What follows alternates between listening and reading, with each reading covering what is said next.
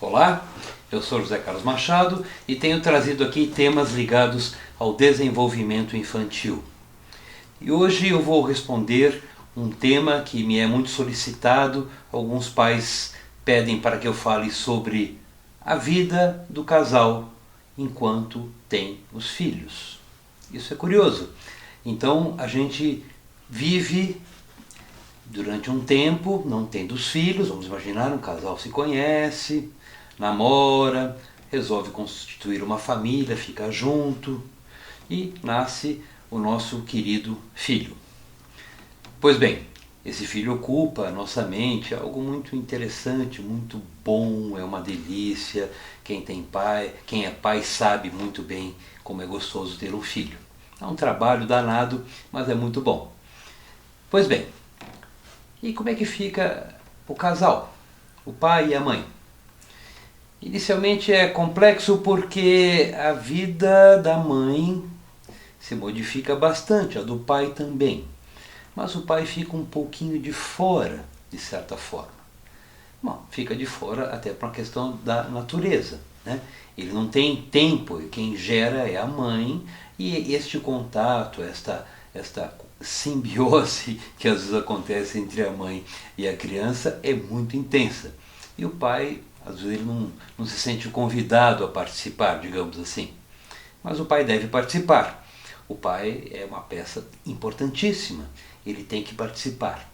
Às vezes não vale muito a pena ser convidado ou esperar pelo convite. Ele deve simplesmente agir.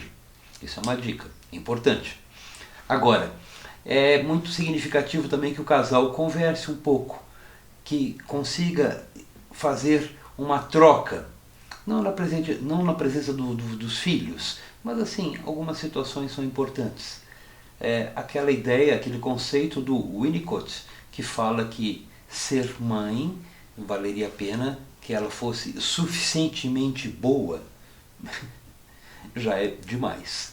Então não dá para ser mãe 25 horas por dia, pai 25 horas por dia. Não dá, nem 24. Nós precisamos, dentro da nossa vida de família, termos um espaço para sermos também nós mesmos. É importante que a mãe, principalmente, que às vezes fica um pouquinho mais sobrecarregada do que o pai nessa tarefa, pelo menos nos primeiros anos, isso acontece realmente, né? Que a criança tem uma dependência muito, muito, muito intensa da mãe, que o pai possa ajudá-la, no sentido de que ficar junto com a criança, para ela poder também ter a sua vida própria. Isso une bastante o casal. Às vezes, alguns casais, quando nascem os filhos, se distanciam muito porque parece que aquela criança, que é um amor tão grande, mais afasta do que une. E não deveria acontecer isso. O casal deveria participar, conversar entre si daquilo que eles acham que é o mais importante, o mais interessante em relação à educação, à criação, à condução do seu filho. E, logicamente, vão existir dúvidas, vão existir pontos de antagonismo, mas isso deve ser superado, isso deve ser confiado. A mãe poderia confiar bastante essa tarefa ao pai, e o pai também não querer competir com a mãe. Isto é saudável do ponto de vista desse relacionamento. A criança, conforme ela vai crescendo e vai vendo que o casal começa a pensar igual, ou começa a ter um apoio um ao outro, ou em outras palavras, quando esta parelha ela segue na mesma direção, a criança fica bem mais calma. Evidentemente que toda criança, egocêntrica como é, também natural, ela vai tender àquela pessoa, ou o pai ou a mãe, que mais a satisfazer. Evidente isso. Mas a gente também pode perceber isso e ficar solidário. Uma imagem curiosa, mas que é interessante, vamos pensar assim, que durante o dia a criança, muito danada, aprontou bastante em casa. Fez um monte de coisas, estrepulias. A mãe, quando foi pegá-la na escolinha, ela falou a professora falou que, nossa, hoje ele foi terrível, ela foi muito danada, fez muitas coisas, e durante a tarde toda ela aprontou muitas coisas em casa, e a mãe, já cansadíssima, acaba falando assim para a criança: olha, quando chegar o seu pai à noite, eu vou falar tudo para ele. Vamos pensar em que é o último recurso, a última bala que ela tinha na agulha. E quando o pai chega, completamente, vamos imaginar uma situação assim, uma imagem, o pai completamente destituído dessa situação passional, porque ele não viveu tudo isto, mas ele chega em casa e vê a família, reencontra a mãe e reencontra a criança, a filha.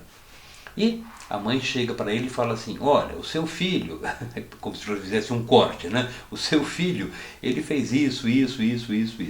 E é um momento muito adequado para o casal se unir. Nesta hora, o pai ele pode ficar, e deve ficar, solidário à mãe. Mesmo que ele não concorde, mas na hora ele tem que ser solidário à mãe. E mudar talvez o tom da sua voz, mudar o discurso dele e falar assim: o que você fez para a sua mãe? O que a sua mãe falou, eu assino embaixo. E a criança começa a perceber que esta autoridade materna é reconhecida e corroborada pelo pai. Então aquilo ganha um outro peso, o poder aumenta bastante. Agora, numa outra situação inversa, se o pai destitui essa autoridade da mãe, é muito complicado, porque o casal se afasta muito. E nesse afastamento a criança fica perdida. Mas o mais interessante nisso, o mais desagradável nisso, é que quando existe essa desunião do casal, isso abre uma brecha muito grande. E isso não faz bem para o casal. A gente começa a nossa vida solitário, né? A gente começa um casal, um homem e uma mulher.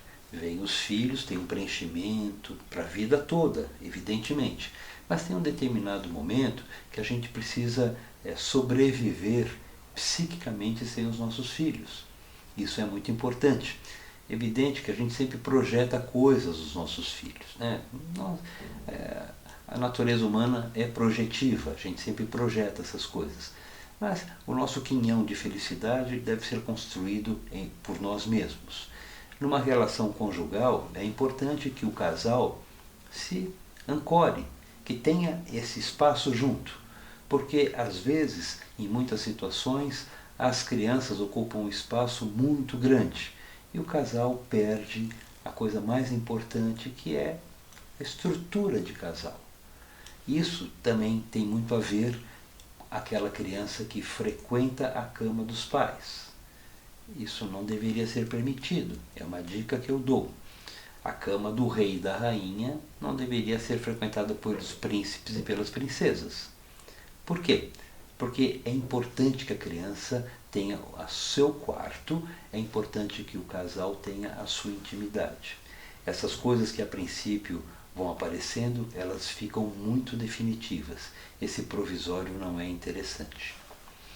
Então, a dica que eu queria deixar hoje em relação à vida psíquica e particular do casal é que ela seja vivida.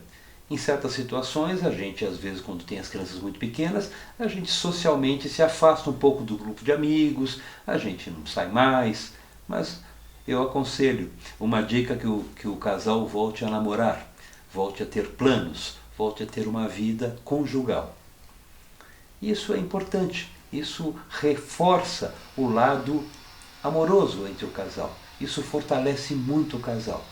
O maior beneficiário disso é o próprio casal, evidentemente, mas quem compartilha e quem gosta e que tem todas as vantagens é a estrutura familiar, que vai ficando cada vez mais coesa, cada vez mais firme.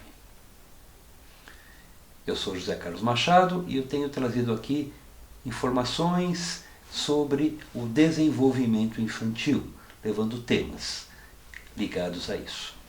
Se você gostou, compartilhe, se inscreva no meu canal. Continue me seguindo no Facebook e também no YouTube. Em breve nos encontraremos para outros assuntos sempre ligados ao desenvolvimento infantil e dicas daquilo que a gente pode trabalhar e deixar a nossa vida mais tranquila e assegurar o desenvolvimento infantil mais saudável. Um abraço, até o próximo encontro. Até lá!